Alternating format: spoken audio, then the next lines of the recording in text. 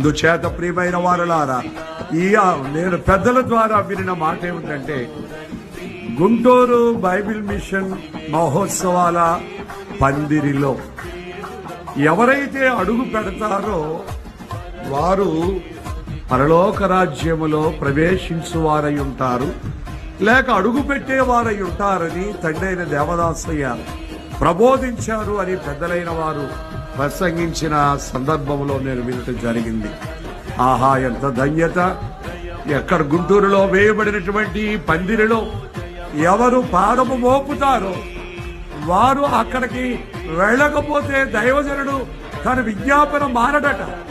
అడుగు పెట్టిన ప్రతి పాదము అక్కడ కూడా అడుగు పెట్టాలని ప్రభు పాదాలు పట్టి విజ్ఞాపన చేస్తాను అని దైవజనుడు చెప్పిన మాట మనకెంతో గర్వకారణముగా కనబడుతోంది.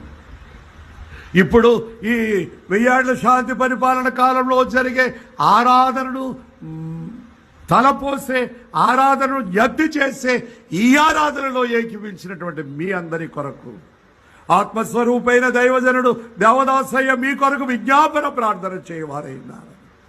ఈ మహోత్సవాల పందిరిలో అడుగుపెట్టిన మీరు రేపు నూతన యెరూషలేము అనేటువంటి ఆ మహాపట్టణములో అడుగుపెట్టుటకు దేవుడు మీకు ద్వారములు తెరుచువాడై ఉన్నాడని నేను మీకు తెలియచేస్తూ